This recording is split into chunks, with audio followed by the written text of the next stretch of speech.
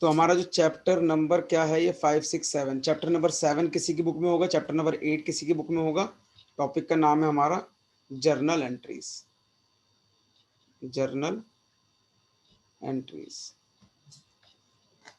या जर्नल भी कह सकते हो, ठीक है। तो सबसे पहले आपको समझना पड़ेगा क्या क्या इसके अंदर मीनिंग क्या है जर्नल का और किस तरीके से एंट्री करते हैं। तो थोड़ी सी थ्योरी पढ़नी पड़ेगी, फिर हम इसका आगे स्टार्ट करेंगे। ओके, तो आप फटाफट से देखते हैं पहले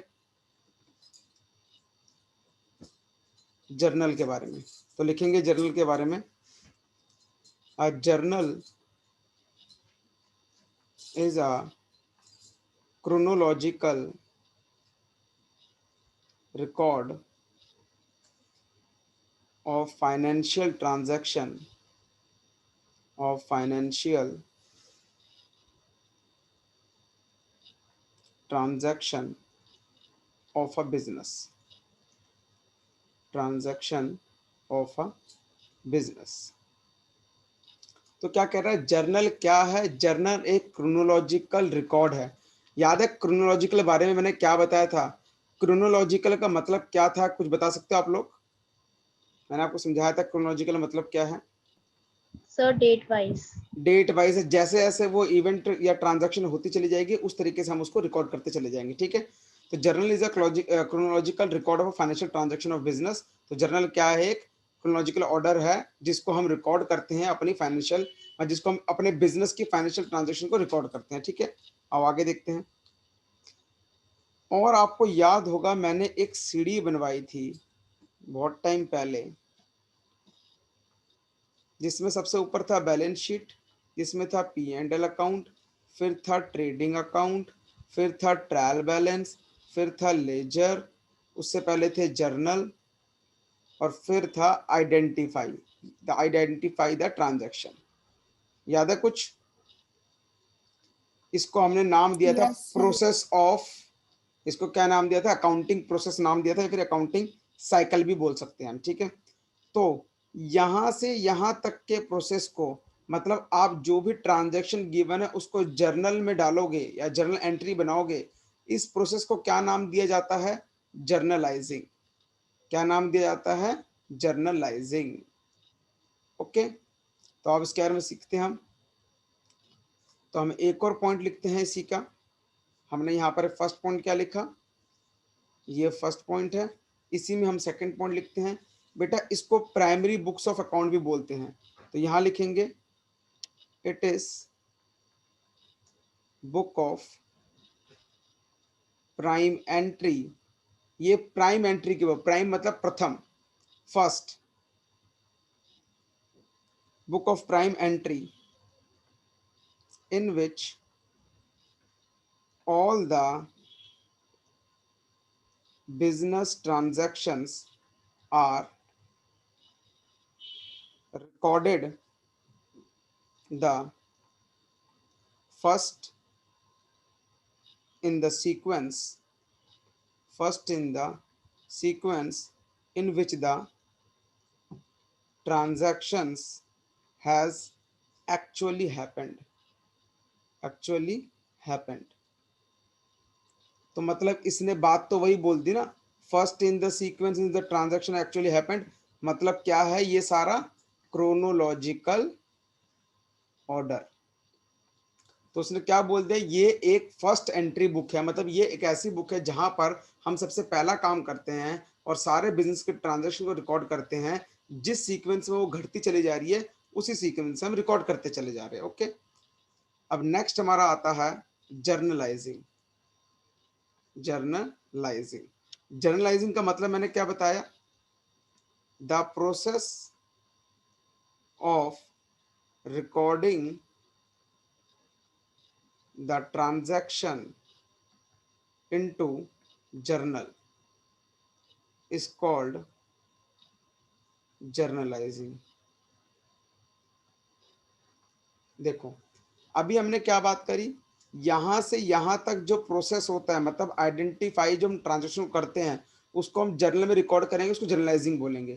तो यहां पर भी मैंने वही बात लिख दी, a process of recording the transaction into journal is called journalising. Clear? तो यहां तक हमारी दो बातें क्लियर हो गई। अब आगे बढ़ते हैं हम। नेक्स्ट है types of journal entries. Journal entry किस टाइप की होती है बेटा? पहला टाइप है जिसको कहते हैं सिंपल, सिंपल जर्नल एंट्री, जो हम करते हुए आए हैं और जो करेंगे, करते हुए इन द सेंस जो हमने अभी शॉर्टकट सीखा है उसको कैसे एक फॉर्मेट में डालेंगे वो सीखेंगे। सेकंड हमारा था compound journal entry, compound journal entry. Compound journal entry का मतलब क्या होता है? हम दो तीन जर्नल एंट्री को एक साथ मिला के लिख सकते हैं, उसको कहते हैं कंपाउंड जर्नल एंट्री। ठीक है, आओ आगे बढ़ेंगे, फॉर्मेट देखेंगे इसका हम। फॉर्मेट ऑफ जर्नल बुक भी कह सकते हो, या फिर जर्नल बुक कह लो, या फिर प्राइम बुक कह लो, या फिर सिर्फ जर्नल लिख दो। ठीक है, फॉर्मेट क्या है वो देखो।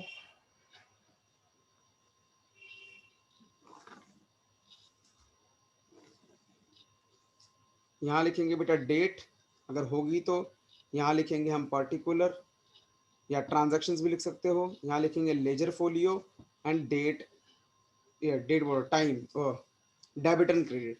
तो यहाँ आ गया डेट, यहाँ लिखेंगे पर्टिकुलर्स, यहाँ लिखेंगे लेजर फोलियो, यहाँ लिखेंगे डेबिट, और यहाँ लिखेंगे क्रेडिट। और याद है यहाँ पर लेजर फोलियो लिखा, और जब मैंने आपको वो सिखाया था, क्या बोलते हैं उसको, T shape account, last class के अंदर, जब लास्ट क्लास में मैंने टी शेप अकाउंट सिखाया था, तो वहां पर एक टर्म यूज हो रही थी, जैसे कि हमने एक अकाउंट बनाया, मान लेते हैं ये कोई भी अकाउंट पकड़ लेते हैं, सैलरी अकाउंट पकड़ लेते हैं, और उसका जो हमने फॉर्मेटिंग करी थी, तो वहां पर क्या लिखा था, date particular journal folio amount, date particular journal folio amount, date particular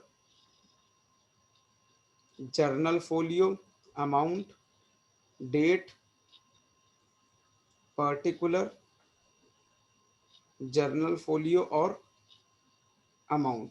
देखो, जब जर्नल करते हैं तब लेजर फोलियो डालते हैं, और जब लेजर करते हैं तो जर्नल फोलियो डालते हैं। इसका कहने का मतलब है कि ये वाला जो अकाउंट में जो ये ट्रांजैक्शन करी गई है ना, वो इस वाली बुक से बिलोंग करती है, और ये बुक का नंबर डाल देते हैं। और यहाँ पर जब हम एंट्री करते हैं कोई, तो हम बोलते हैं यहाँ पर जो एंट्री करी गई है तो ये वाली बुक में जाएगी।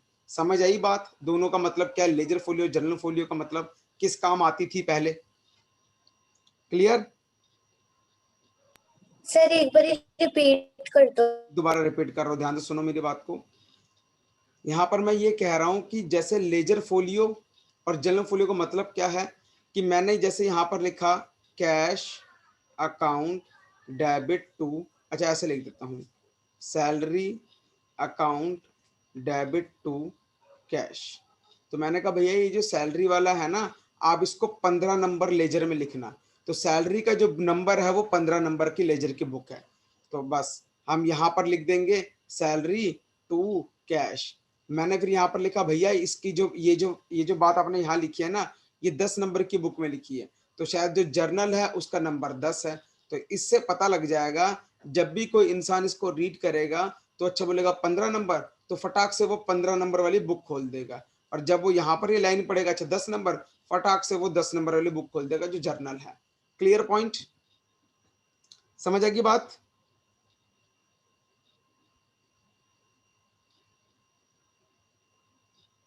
कोई डाउट?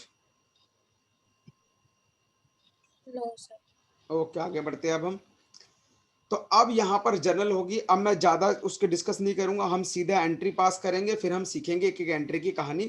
ये चैप्टर थोड़ा सा लंबा चलेगा क्योंकि जर्नल एंट्री हमें सीखनी पड़ेगी, कुछ स्पेशल एंट्री है, स्पेसिफिक एंट्री, उनको भी सीखना पड़ेगा, बाकी तो आप लोग चैंपियन हो ही। आओ अब हम बात करेंगे सारी एंट्रीज की। फर्स्ट, अब मैं एग्जाम्पल के तौर पे ले रहा हूँ, बट एग्जाम्पल देखते रहना। राजू, अच्छा इसको ना एक काम करते और सुंदर बना देते थोड़ा सा। अ,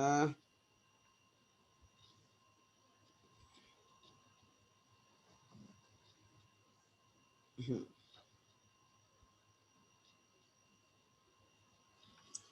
बेटा आप लोगों के दोनों पेज नजर आ रहे हैं? ज्यादा छोटा तो नहीं लग रहा दिखने में? देखो ये वाला पेज और ये वाला पेज नजर आ रहा है, यस सर। छोटा तो नहीं लग रहा दिखने यस में? सर। ओके बस ठीक है, अब देखेंगे ध्यान से। मैं यहाँ पर जर्नल का फॉर्मेट बना रहा हूँ, जर्नल। उससे क्या होगा, आप लोगों को ना समझ जल्दी आ जाएगा।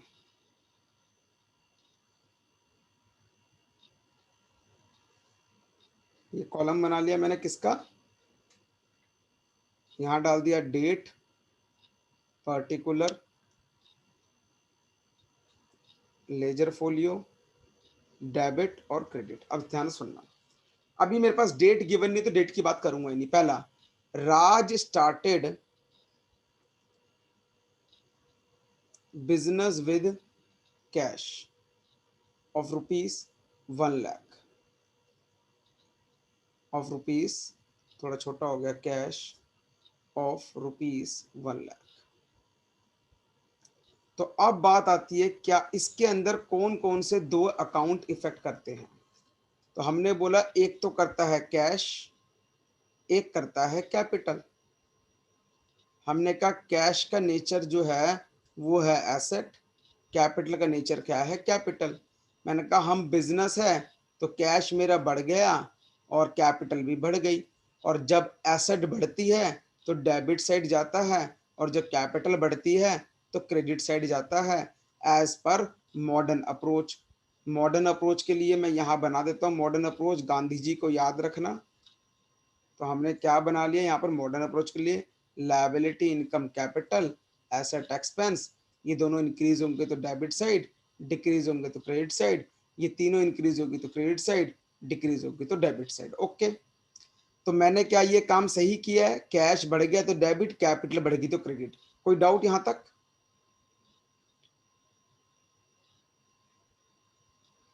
हाँ बेटा, किसी को कोई डाउट? No sir.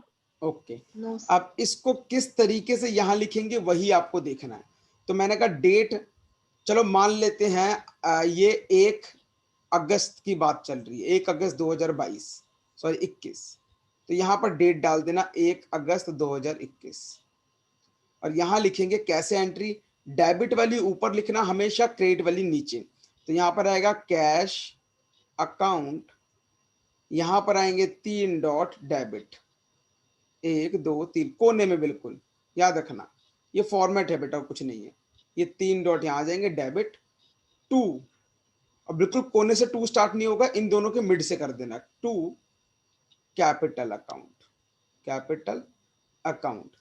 डेबिट में कितना? 1 लाख, क्रेडिट में कितना? 1 लाख। और नीचे लिखेंगे नरेशन। नरेशन का मतलब है कि क्या है ये चीज, हमें समझ नहीं आ रहा, तो हम यहाँ लिखेंगे Raj started business with cash of ₹1 lakh. तो मतलब हमने ये पूरा क्वेश्चन ही उठा के नरेशन में लिख दिया, वरना आप छोटी सी बात भी लिख सकते हो, राज इंट्रोड्यूस कैपिटल ऑफ ₹1 लाख, या राज स्टार्टेड बिजनेस विद कैश, ये भी लिख सकते हो, आपकी मर्जी है। नरेशन कुछ नहीं है, मतलब जो क्वेश्चन है वही नरेशन है, बस उसको क्या है, बड़ा है तो छोटा करके बना के लिख देंगे। यहां तक कोई डाउट?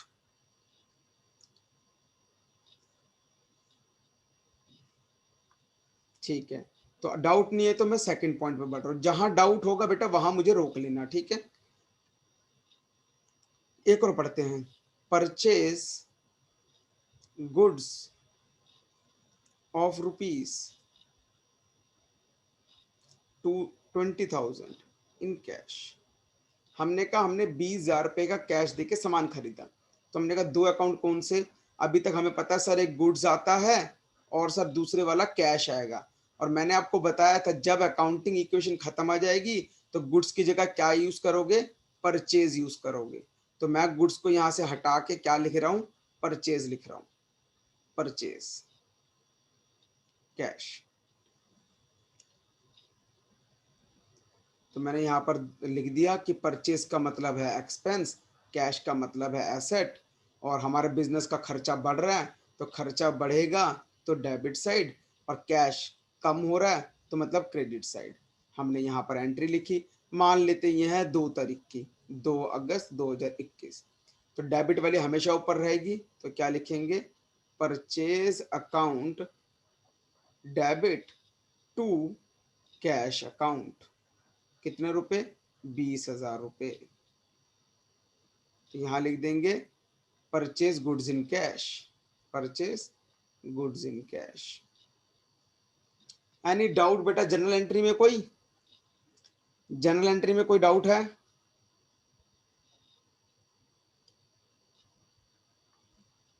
आप नो तीनों? सर। Okay, very good.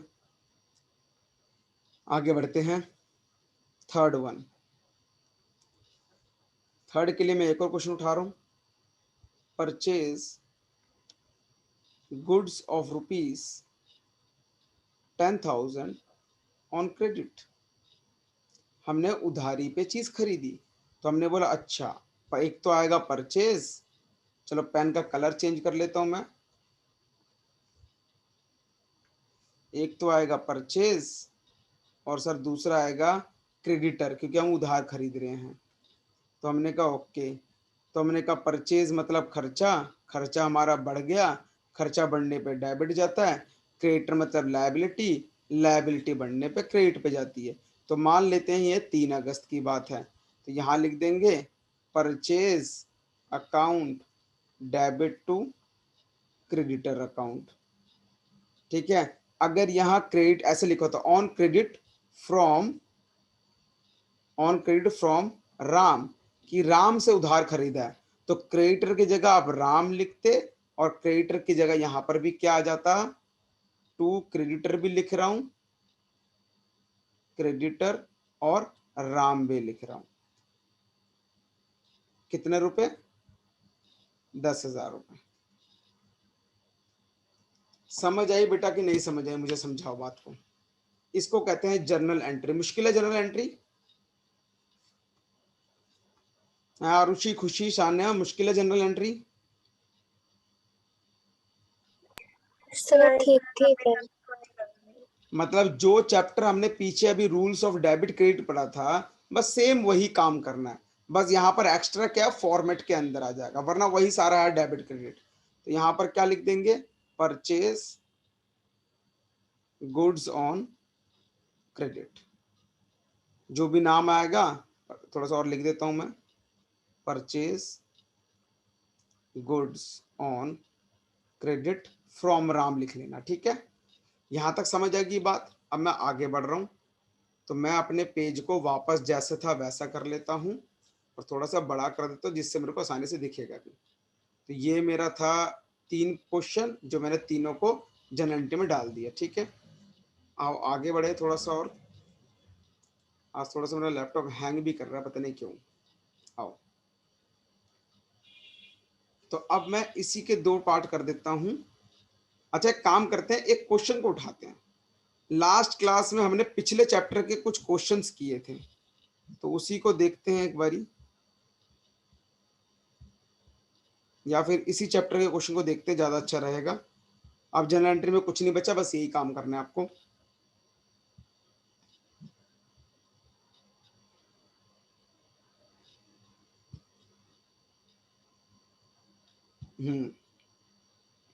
बेटा क्वेश्चन नंबर 1 निकालो, अपनी बुक का क्वेश्चन नंबर 1 निकाल लो, जिसमें लिखा following transaction of Ramesh for April. TS Agarwal की बुक का क्वेश्चन नंबर 1 निकाल लो।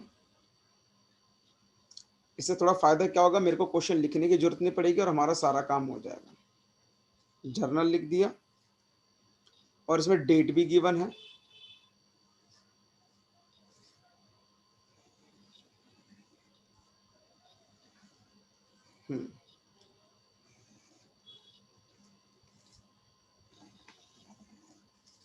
फॉर्मेट क्या हो गया लैपटॉप को?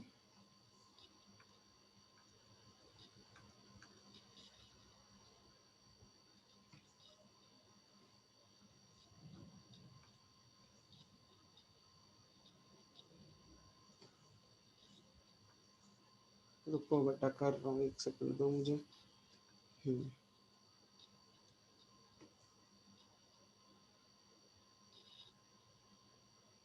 डेट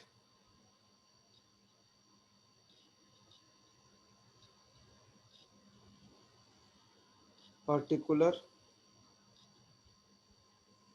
लेजर फोलियो कोई काम की नहीं होती मेरे अभी के लिए, और डेबिट क्रेडिट, यहाँ पर भी क्या आ जाएगा, डेट, पर्टिकुलर लेजर फोलियो और डेबिट क्रेडिट।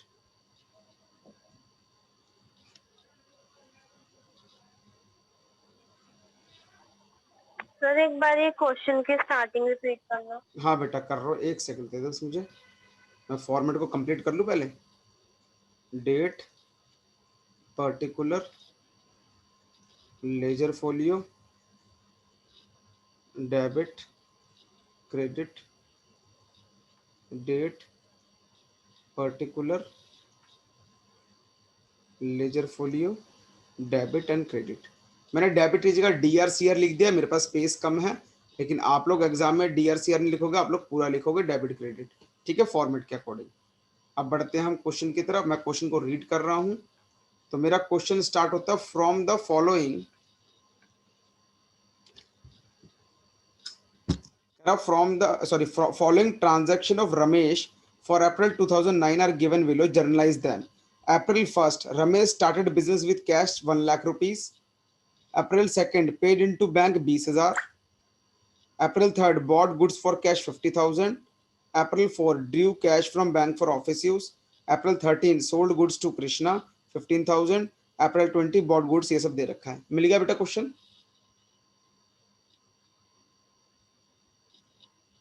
बेटा मिला क्वेश्चन? यस सर मिल गया। ओके बेटा देखो, तो मैंने अब डेट के लिए क्या कर दिया, मैंने सीधा लिख दिया अप्रैल, और यहां भी लिख दिया मैंने अप्रैल, जिससे मुझे बार बार क्या नहीं डालना पड़ेगा, मुझे बार बार वो 1/4/2001 ये सब डालने की जरूरत नहीं पड़ेगी। सीधा अप्रैल लिख दिया, अप्रैल लिख दिया। अब 1 तारीख, अब बेटा जैसे पूछूंगा वैसे बताते रहना सारे बच्चे फटाफट। Ramesh started business with cash 1 lakh रुपए। हमने कहा 2 अकाउंट इफेक्ट करेंगे, एक कैश और एक कैपिटल। ओके, मैंने कहा मैं बिजनेस हूं तो मेरा कैश बढ़ जाएगा तो डेबिट साइड, कैपिटल बढ़ जाएगी तो क्रेडिट साइड। तो मैंने एंट्री क्या कर ली, cash account debit to capital account. Narration में क्या आ जाएगा, Ramesh started business with cash. काम करते इसको ना एक ही में कर लेते, थोड़ा देखने में भी अच्छा लगेगा, बहुत ज्यादा अजीब सा लग रहा है, खिचड़ी से पक गई इसको। रुक जाओ, सीधा ही बना लेते हैं एक सिंगल फॉर्मेट, थोड़ा बड़े में आपको समझ भी आएगा और साफ सुथरा काम भी होगा। सर पहले डबल था। दोबारा बेटा कुछ आवाज नहीं आई बेटा तेरी। मैं कह रही हूँ कि पहले डबल फॉर्मेट क्यों बनाया था? डबल फॉर्मेट क्यों बनाया था मैंने? Yes sir. बेटा वो इसलिए बनाया था कि एक ही पेज में सारी एंट्री आ जाए मेरी, जिससे मुझे बार बार ऊपर नीचे ना करना पड़े, इसलिए बनाया था और कुछ नहीं था। अच्छा ओके। तो मैंने कहा उसमें खिचड़ी सी पक जा रही थी, थोड़ा गंदा लग रहा था दिखने में, अब अच्छा लगेगा दिखने में। अप्रैल 1st, तो मैंने कहा कैश अकाउंट, देखो कितना अच्छा लग रहा है दिखने में, debit to capital account. Being, being वैसे पहले ना बीइंग भी लिखा जाता था कि ये नरेशन क्या दर्शाता, तो अब बीइंग लिखने की जरूरत नहीं है, सीधा लिख सकते हैं रमेश इंट्रोड्यूस कैपिटल।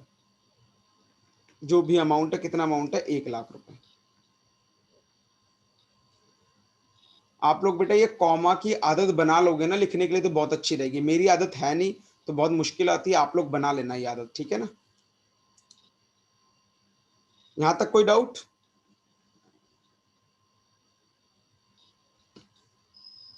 अब अगला कहता है अप्रैल 2nd, पेड इनटू बैंक। बताओ बेटा कौन कौन से 2 अकाउंट इफेक्ट कर रहे हैं, जल्दी से ओरली आरुषि बता बेटा फटाफट। सर बैंक और कैश। कैश, बैंक बढ़ा कि घटा? घटा। बैंक बढ़ा, तुमने बैंक में पैसा डाला है। ओके, कैश कट जाएगा। कैश घट गया तो बैंक बढ़ा तो डेबिट, क्योंकि बैंक एसेट होती है और एसेट बढ़ता है तो डेबिट, कैश तुम्हारी एसेट होती है तो एसेट कम होता है तो क्रेडिट। तो सीधा एंट्री क्या लिख देंगे, bank account debit to cash account. बेटा इसको ना कॉन्ट्रा एंट्री बोलते हैं, क्या बोलते हैं,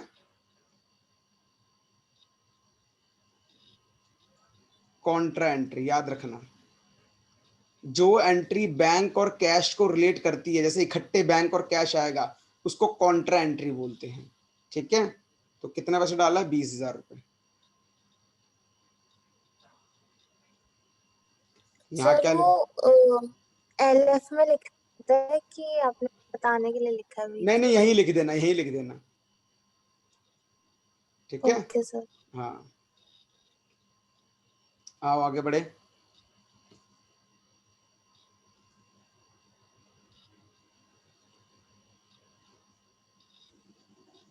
अब एंट्री नंबर 3 क्या है, डेट क्या है, 3 तारीख। बॉट गुड्स फॉर कैश, तो हमने क्या कर दिया, हमने कहा गुड्स खरीदे हैं। बेटा देखो अगर बहुत ज्यादा दिक्कत हो रही है सर, डायरेक्ट नहीं हो पा रहा जब तक डायरेक्ट नहीं हो पा रहा बेटा, तब तक आप लोग क्या करोगे, बॉक्स बना के काम करना। तब तक आप उसको बॉक्स बना के काम करना। तो बॉक्स बना के काम कैसे, मैंने कहा बॉट्स गुड्स फॉर कैश, मैंने कहा ठीक है, परचेज और कैश। मैंने कहा परचेज और कैश, परचेज मतलब खर्चा और खर्चा बढ़ा तो डेबिट, कैश मतलब एसेट, एसेट घटी तो क्रेडिट। ठीक है, तब तक आप बॉक्स बना के काम करना। जब आपको लगेगा नहीं अब मैं चैंपियन बनेगी, बॉक्स की जरूरत नहीं है, तो डायरेक्ट काम करना। तो मैंने वही एंट्री को यहां शिफ्ट कर दिया, तो मेरी एंट्री क्या बन गई, purchase account debit to cash account. कितने रुपए, 50,000 रुपए, 50,000 रुपए। और क्या लिख देंगे, परचेज गुड्स फॉर कैश। कोई डाउट,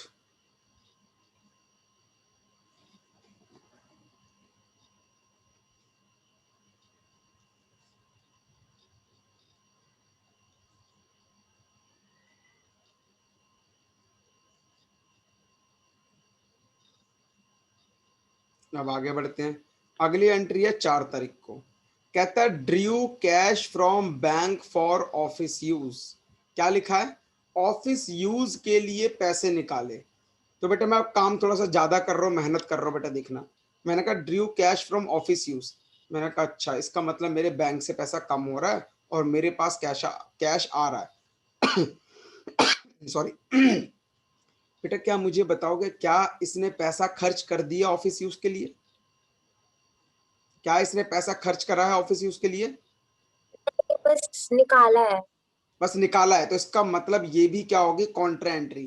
तो मैं यहीं पर बना रहा हूँ, मैंने कहा बैंक मेरी एसेट होती है, बैंक से पैसा कम हो गया और एसेट का कम होना मतलब क्रेडिट, और मेरे पास पैसा आ गया, कैश भी एसेट होती है, एसेट का बढ़ना मतलब डेबिट। कोई डाउट, तो मैंने क्या करा, अब मुझे सर समझ, हाँ बेटा बोलो। जब भी बैंक और कैश होगा तो कॉन्ट्रा एंट्री कॉन्ट्रेंट, होगी। Yes yes yes. तो बस मैंने इसको देख लिया, कैश डेबिट में है, बैंक क्रेडिट में है। मैंने हटाया, यही लिख दिया, cash account debit to bank. Bracket में क्या लिख दूंगा, नरेशन में क्या लिख दूंगा, cash withdrew from bank for office use, office use. सी लिख के, बस सी लिख के छोड़ देना, समझ जाएगी कॉन्ट्रा एंट्री की बात चल रही है। तो ये क्या है, 10,000 रुपये, 10,000। Fifth, next. अच्छा डेट क्या है, अब 13 तारीख, क्रोनोलॉजिकल ऑर्डर 1 2 3 4 हो गया, 13 तारीख आ गई। Sold goods to Krishna, Krishna को सामान बेचा। मैंने कहा अच्छा, तो कृष्णा को अगर सामान बेचा है तो कृष्णा कौन है, कृष्णा मेरा डेटर है। डेटर मतलब एसेट होते हैं, एसेट मेरे बढ़ गए तो मतलब डेबिट साइड, और मैंने सामान बेचा है तो सेल हो गई, सेल मतलब मेरी इनकम, इनकम मेरी बढ़ गई तो क्रेडिट साइड। कोई डाउट, तो मेरी एंट्री क्या बन गई, कृष्णा डेबिट टू सेल, और नाम के साथ अकाउंट नहीं आता, मैंने पहले आपको बताया था। तो मेरी एंट्री क्या हो गई, कृष्णा डेबिट टू सेल, कितने रुपए, 15,000 रुपये।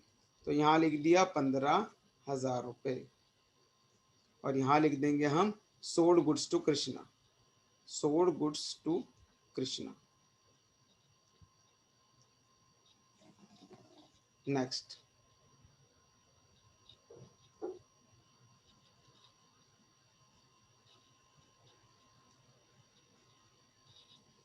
एक सेकंड बेटा, नेक्स्ट, इतनी गंदी लाइन। 13 के बाद बेटा आता 14, 13 का आता 20। कहता बॉट गुड्स फ्रॉम श्याम, मैंने कहा अच्छा श्याम से सामान खरीदा मतलब उधार खरीदा होगा, तो मैंने कहा सामान खरीदा है तो परचेज, और उधार खरीदा है तो श्याम, श्याम कौन है मेरा, श्याम मेरा क्रेडिटर बन गया। अच्छा, परचेज मतलब मेरा खर्चा, खर्चा बढ़ाया है, बढ़ाना मतलब डेबिट साइड, और क्रेडिटर मेरे लायबिलिटी होती है, लायबिलिटी बढ़ना मतलब क्रेडिट साइड। तो मेरी एंट्री क्या बन गई, purchase account debit to Shyam. तो मैंने इसको हटा दिया, तो मैं यहाँ क्या कर दूंगा, purchase account debit to Shyam, कितने रुपए, 22,500 रुपये। तो 22,500 रुपये। नरेशन में क्या आ जाएगा, purchase goods from, purchase goods from Shyam. थोड़ा और अच्छा लिखना है, purchase goods from Shyam on credit, तुम्हें पता ही है उधार खरीद रहा है। ऐसे ऊपर वाले में भी लिख सकते हो ऑन क्रेडिट। 20 तारीख है, 22 तारीख आ गई। 22 तारीख को क्या कह रहा है, कृष्णा रिटर्न गुड्स, मतलब कृष्णा का जो सामान बेचा था कृष्णा ने वापस कर दिया। हमने कहा अच्छा कृष्णा ने वापस कर दिया, तो हमने कहा कृष्णा तो हमारा डेटर था, और डेटर मतलब एसेट होते हैं, तो उसने वापस कर दिया सामान, तो मतलब डेटर मेरा कम हो गया। वापस करने पे क्या होगा, पहले अगर मैंने उससे 100 रुपये लेने थे और वो मुझे 20 रुपये का सामान वापस कर देगा, तो मतलब अब मैंने उससे 80 रुपये लेने हैं, तो इसका मतलब डेटर मेरा कम हो गया। और डेटर जब कम होते हैं वो जाता है क्रेडिट साइड में, मतलब एसेट जब कम होते हैं क्रेडिट साइड में। दूसरा, मैंने उसको सामान बेचा था, तो ये हो गया सेल रिटर्न। सेल रिटर्न क्या होती है, सेल अगर इनकम है तो सेल रिटर्न भी इनकम है।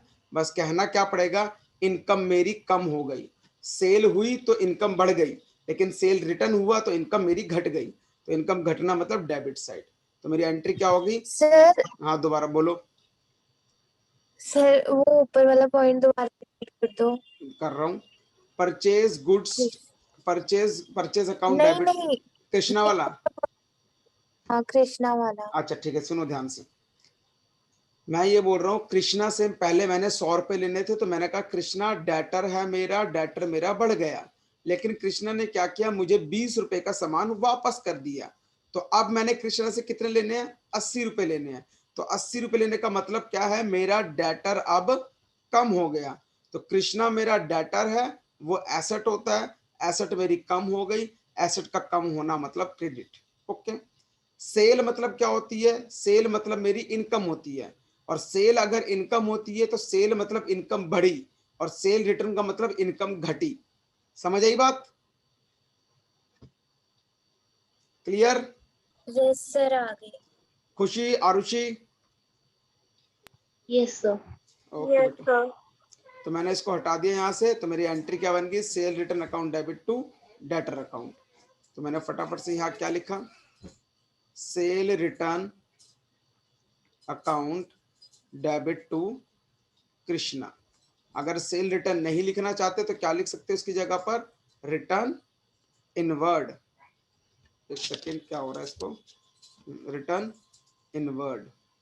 तो रिटर्न इनवर्ड लिख देंगे और अकाउंट कर देंगे, और डेबिट तो डेबिट है मेरा। तो कितने रुपए हो गए ये, एक मिनट देख लूँ मैं, ये है मेरा 2,000 रुपये, 2,000 रुपीज। ऐसे आगे की तरफ बढ़ेंगे अब हम। 24, receive from Krishna 12,500 and allow him discount 500 रुपये। कृष्णा से 12,500 रुपये मिले हैं, और उसको हमने डिस्काउंट दिया 500 रुपये का। बेटा कृष्णा से लेना कितना था, हमने कहा पहले लेने थे 15,000 रुपये, जिसमें से उसने 2,000 रुपये वापस कर दिए, तो अब कितने लेने बाकी है कृष्णा से? मैंने कहा कृष्णा भाई तेरे से 13,000 रुपये मांगता हूं, लेकिन कृष्णा को हमने क्या कर दिया, कृष्णा से हमें सिर्फ 12,500 रुपये मिले हैं और हमने उसको 500 रुपये का डिस्काउंट दे दिया। बात सही है? तो हमने कहा अच्छा, तो हमने कहा अब हमें कैश मिला। कैश हमारी एसेट होती है, एसेट इंक्रीज हो गई, मतलब डेबिट साइड। कितना कैश मिला? 12,500 रुपये। हमने उसको डिस्काउंट दिया, तो अगर मैं किसी को डिस्काउंट दूंगा तो मेरे लिए क्या बन जाएगा? वो खर्चा। तो मैं यहां लिखूंगा डिस्काउंट अलाउ। डिस्काउंट अलाउ का मतलब मेरा खर्चा होता है, और खर्चा बढ़ना मतलब डेबिट साइड 500 रुपये। मैंने कृष्णा से कितने पैसे लेने थे? 13,000 रुपये। तो मैंने कहा कृष्णा, कृष्णा मेरा एसेट था, मतलब डेटर था, डेटर अब खत्म हो गए, तो मतलब क्रेडिट साइड 13,000 रुपये। यहां तक बात, ये बात समझ आई कि नहीं समझ आई मुझे बताओ, वरना मैं दोबारा समझाऊंगा जल्दी। आरुषि, खुशी, सान्या, समझ आ गया ये पॉइंट? Yes sir. तो मेरी एंट्री क्या सर बनेगी? दोबारा बता दो। दोबारा बता रहा हूं। मेरे को कृष्णा से 12,500 रुपये मिले, मैंने लेने थे 13,000 रुपये। तो मैंने कहा कृष्णा तू कितने दे रहा है? कृष्णा कहता भाई मेरे पास 12,500 है, मुझे 500 का डिस्काउंट दे दे। मैंने कहा ठीक है। तो कृष्णा से मुझे मिले 12,500। तो कृष्णा ने क्या बोला, भाई 500 का मेरे को डिस्काउंट दे दो। तो डिस्काउंट अलाउ क्या बोला हमने, खर्चा होता है, तो खर्चा बढ़ गया, डेबिट साइड 500 रुपये। कृष्णा से मुझे 13,000 रुपये लेने थे, तो मैंने कहा कृष्णा भाई अब मेरा तेरे साथ कोई हिसाब नहीं है, तो तेरा नाम मैं अपनी बुक से काट रहा हूँ, 13,000 रुपये खत्म। क्लियर बेटा? डन? Yes sir. अच्छा, मैंने यहाँ पर यस नरेशन, सर। ठीक है, मैंने यहाँ पर नरेशन लिखी, मैं नरेशन लिख रहा हूँ। यहाँ पर क्या नरेशन आएगी? Goods return by Krishna, goods return by Krishna. बेटा विदाउट नरेशन आपको एक भी मार्क्स नहीं मिलेगा, याद रखना इस बात को। तो यहां पर लिखा हमने कैश अकाउंट डेबिट, डिस्काउंट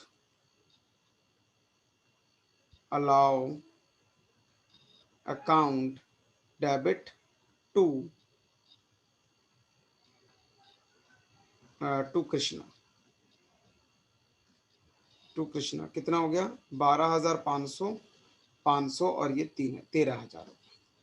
और यहाँ क्या लिख देंगे? कैश रिसीव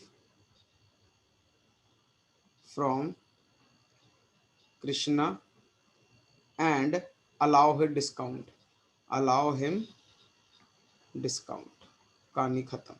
तो आपने इसको नरेट भी कर दिया कि हाँ भाई इस एंट्री का मीनिंग क्या है। आगे बढ़ते हैं अब हम। बस बेटा जनरल एंट्री मुश्किल लग रही है आप लोगों को? अगर रूल्स ऑफ डेबिट क्रेडिट अच्छी तरह से आता होगा, अगर आपको ये पता होगा कि इसमें कौन कौन से अकाउंट इन्वॉल्व हो रहे हैं, तो आपके लिए जनरल एंट्री बच्चों का खेल होगा। आओ बेटा आगे बढ़े। अगला क्या है मेरा? 24 हो गया, 28 कह रहा paid cash to Shyam and discount receive. हम शाम को पैसे दे रहे हैं, तो अगर मैं किसी को पैसे दे रहा हूं इसका मतलब वो कौन है? इंसान, क्रेडिटर है। तो मैंने शाम को कितने पैसे देने थे? मैंने शाम को 22,500 रुपये देने थे, ये लिखा हुआ, शाम को 22,500 देने हैं।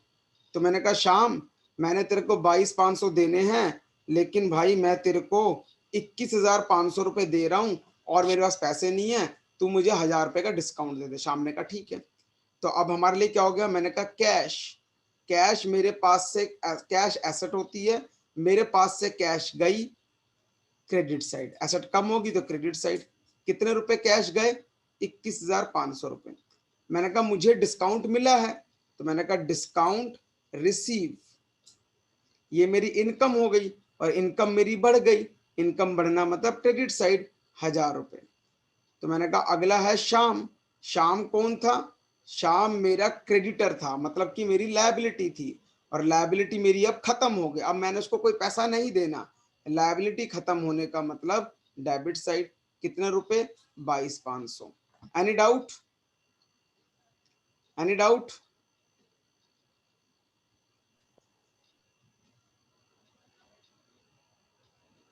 तो मैं आगे बढ़ रहा हूँ, इसको हटा के जनरल एंट्री की तरफ। तो मेरे लिए एंट्री क्या बन जाएगी, मेरी एंट्री हो जाएगी Shyam debit to cash to discount receive account 22,500 21,500 और 1,000 रुपये, और यहाँ लिख दिया paid cash to Shyam, paid cash to Shyam and receive discount, खत्म। ठीक है, अगला क्या डेट है हमारे पास, 30। आगे बढ़ते हैं। तो यहां से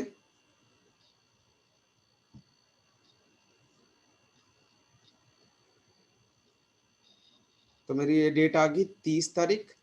कैश सेल फॉर मंथ, मैंने कहा कैश सेल करी है तो मतलब कैश मेरा बढ़ गया, तो cash account debit to sale, कितने रुपए की करी है, 80,000 रुपए की, तो 80,000 कैश सेल, खत्म। फिर हमारी तारीख क्या है, 30 तारीख। रेंट पे किया है, तो मैंने कहा रेंट मेरा खर्चा है, तो खर्चा बढ़ गया तो डेबिट साइड, और मेरे पास से कैश चला गया तो क्रेडिट साइड। कितने रुपए रेंट दिया, 5,000 रुपये, 5,000 रुपये। नरेशन में क्या आ जाएगा, रेंट पेड। एक और क्या डेट आ जाएगी, 30 तारीख। सैलरी दी है, तो मैंने कहा सैलरी मेरा खर्चा है, salary account debit to cash, कितने रुपए, 10,000 रुपये, तो मैंने यहाँ पर 10,000 रुपये लिख लिए, 10,000। बस कहानी खत्म हो गई। यहाँ लिख देंगे सैलरी पेड, सैलरी पेड, बस इसको ऐसे क्लोज कर देंगे, कहानी खत्म। बेटा समझ आई जनरल एंट्री, नहीं समझ आई मुझे बताओ। बताओ बेटा, आरुषि, खुशी, सान्या, जनरल एंट्री समझ आई कि नहीं समझ आई, क्या मुश्किल लगा इसके अंदर, क्या आसान लगा? सर आ गई है थोड़ी। बेटा कुछ भी नहीं है, थोड़ी बहुत की बात ही नहीं है। तुमने पिछला चैप्टर अच्छी तरह समझ आ गया, रूल्स ऑफ डेबिट क्रेडिट? हाँ उसकी अभी थोड़ी प्रैक्टिस करनी है तो फिर आ ही जाएगा ये भी।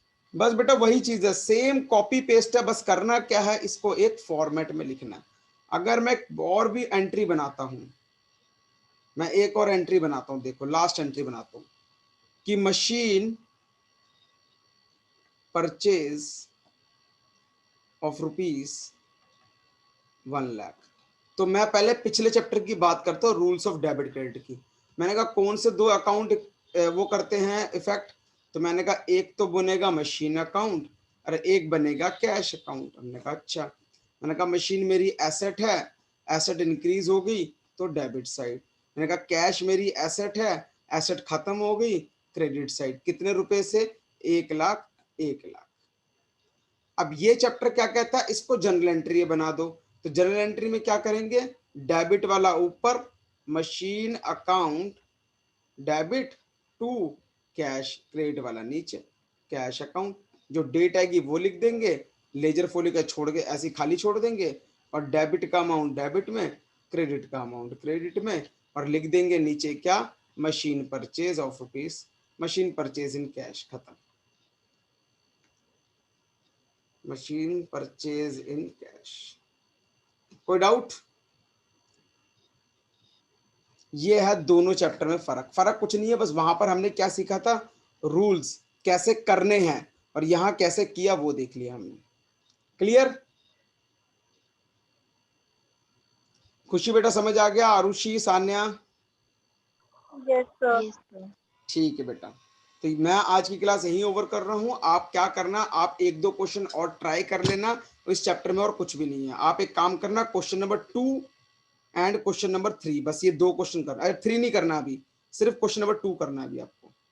ये एक होमवर्क है। और क्या होमवर्क में कर सकते हो, जितने भी हमने अकाउंटिंग इक्वेशन के क्वेश्चन किए थे, याद है अकाउंटिंग इक्वेशन वाले क्वेश्चन, आप उन सबको भी किस में कन्वर्ट कर सकते हो, जर्नल एंट्री में कन्वर्ट कर सकते हो। ठीक है, तो प्रैक्टिस करना चाहो तो इसका एक क्वेश्चन कर लेना, बाकी पीछे से और बाकी पीछे से कुछ और प्रैक्टिस कर लेना, बस इतना काम इसके अंदर करना है आपको, ठीक है। और इसके अंदर अगली क्लास में कुछ नया कंसेप्ट है, 1-2 कंसेप्ट और सीखेंगे, फिर जाके चैप्टर खत्म हो जाएगा, ठीक है। तो मिलते हैं ओके नेक्स्ट सर। क्लास में। और बाकी खुशी बेटा, मैं तेरे को आज वीडियो भेज दूंगा मैथ्स वाली, वो भी देख लियो। Okay sir, thank you. Okay बेटा, मिलते हैं फिर नेक्स्ट क्लास में।